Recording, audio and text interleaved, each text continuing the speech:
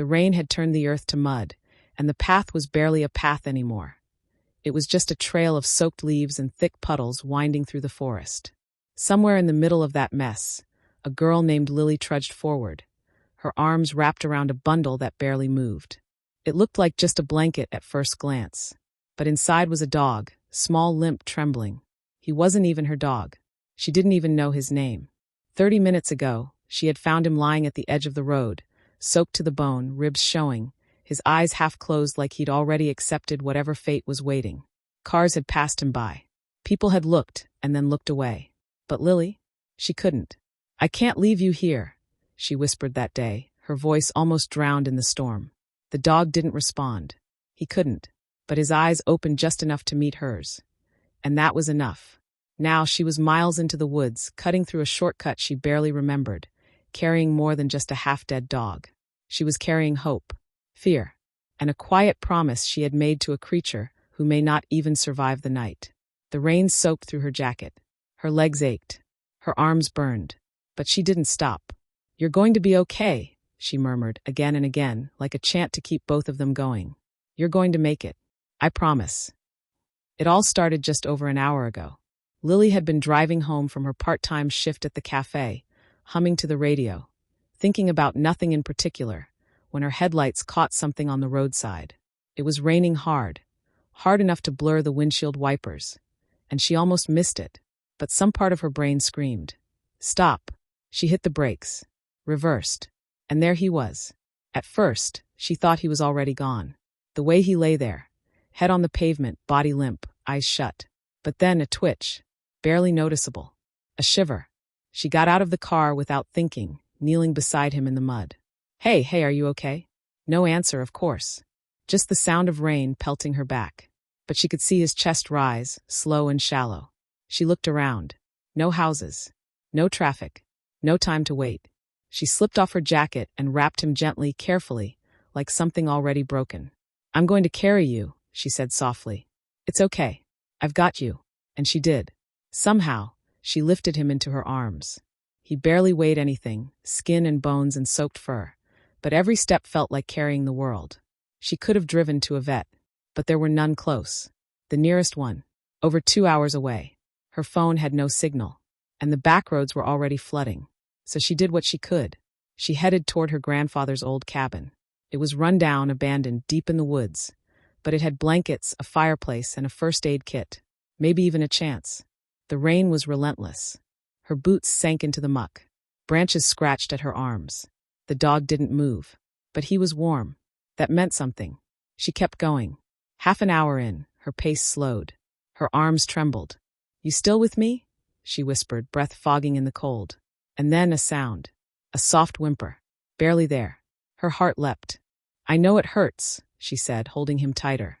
"But I'm not going to let go. Not ever." The cabin was still a mile away. Her feet felt like bricks.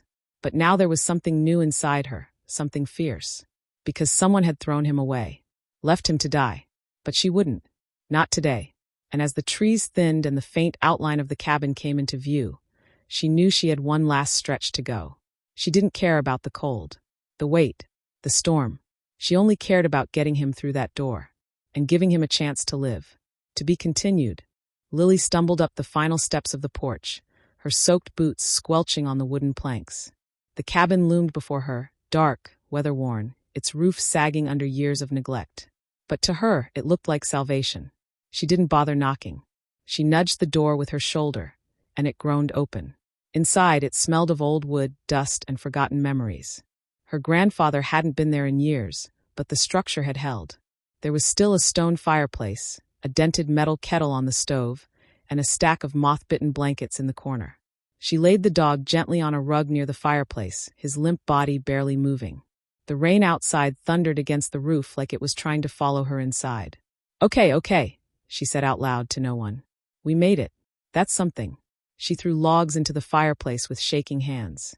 Her fingers were numb, but she struck the match 3 times until it caught. The fire slowly flared to life, painting the cabin in gold. She knelt beside the dog. His breathing was ragged.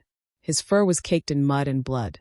She ran to grab a blanket, the first aid kit, and an old bowl she could use for water. "It's not much," she whispered, tearing open a bandage roll. "But I'll do what I can." Carefully, she began to clean his wounds. She wasn't a vet, she barely knew what she was doing. But she was gentle, and that mattered. The dog flinched once, then fell still, as if trusting her. She talked as she worked. Maybe to keep herself from panicking. Maybe because she didn't want him to feel alone. "My name's Lily. I don't know what your name is. But I think you're going to make it. You have to." His eyes fluttered open for a second. She could swear there was a shimmer of understanding there. "I found you," she said, voice cracking. "But maybe you saved me too. I didn't even know I needed saving." Hours passed. The storm didn't let up. Lily sat cross-legged on the floor, wrapped in another blanket, watching the fire and the gentle rise and fall of the dog's chest. Every breath he took gave her hope. Every twitch reminded her he was still fighting. She'd left some dry food from a forgotten pantry near him, and while he hadn't moved toward it yet, she believed he would. He just needed time. A chance. Lightning flashed outside, casting eerie shadows through the window panes. But inside there was warmth. Safety. A bubble of fragile peace. Lily remembered her grandfather's stories about the woods. How he used to say, "Sometimes the forest gives you what you need. You just have to trust it." Maybe this was what he meant. Maybe this little soul, broken and left behind, was her second chance too. She reached over and gently touched the dog's paw. He didn't pull away. Around midnight, something changed. The dog stirred. He shifted his weight, weakly trying to sit up. Hey, easy," Lily whispered, rushing to his side. "Don't push it. You're okay. Just rest." But he didn't want to rest. His eyes were clearer now. He tried to nuzzle her hand. She laughed, soft, disbelieving. "You're a fighter, huh?" "I knew it." She helped him sip water from the bowl. It was slow, but he drank. Then he looked up at her, and in that moment, something unspoken passed between them. Gratitude, recognition, maybe even love. Tears welled in her eyes. "You're going to be okay," she whispered again. "We both are." Outside, the storm began to break. The rain softened. The wind calmed. Inside, two souls sat quietly, no longer alone. But just as Lily leaned back, allowing herself the first breath of relief in hours, a sharp knock echoed on the cabin door. She froze. Who could be out here? To be continued. Lily's heart leapt into her throat. The knock came again, sharper this time, deliberate. Not the wind. Not an accident. Someone was out there. She moved slowly, rising from the floor, wrapping the blanket tighter around her shoulders. The dog, her dog now, in her heart if nowhere else, whimpered low, as if sensing her fear. She stepped to the door and paused, her hand on the old wooden handle. "Who's there?" she called, her voice small but steady. A beat of silence. Then, "You okay in there?" A man's voice. Grizzled. Worn. I think so," she replied. "I saw smoke from the chimney. Didn't think anyone used this place anymore." She opened the door just a crack. A man stood outside, middle-aged, soaked like she had been just hours earlier. He had a flashlight and a faded rescue badge clipped to his coat. "I'm part of the volunteer search patrol," he said. "Storm hit harder than expected. Some hikers got stranded nearby. I came to check the area." "You alone?" Lily looked back at the dog. "No, not exactly." He followed her gaze. "Oh, poor thing." He stepped inside carefully, respectful. "You brought him here?" She nodded. "Found him on the road. Couldn't leave him." The man smiled, just faintly. "Well, looks like you saved him."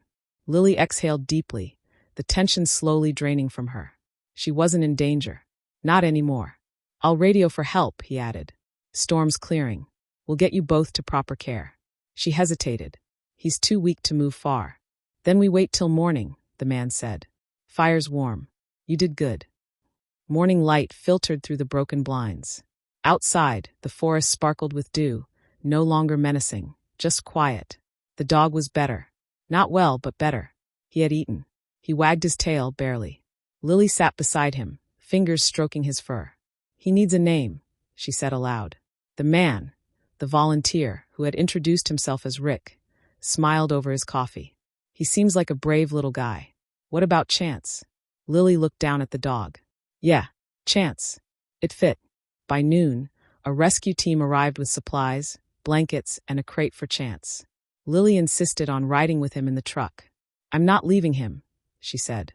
"Not after everything." Rick nodded. Didn't think you would.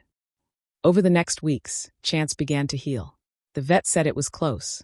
Another hour, maybe less, and he wouldn't have made it. Malnutrition, infection, exposure. But he pulled through. He gained weight. His coat grew back. His eyes sparkled. And every time Lily walked into the room, he lit up like the sun had just returned. She adopted him officially. Her small apartment didn't have a yard, but it didn't matter. Chance had blankets, toys, a window to sit by. And Lily. He followed her everywhere. Slept beside her bed. Watched her cook. Sat in the passenger seat of her car like he'd always been there. One day at the cafe, a customer noticed him. Beautiful dog, they said. Where'd you get him? Lily smiled, glancing down at Chance. I didn't. He found me. Months passed, and the storm became a memory. But its mark stayed. In the bond they shared, the kind that only forms when two broken things find each other at exactly the right time.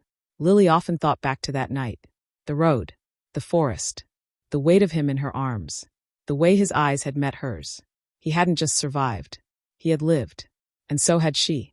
They had saved each other. And every morning when Chance pressed his nose to her hand, and every night when he curled beside her with a sigh of peace, she knew she had done the right thing.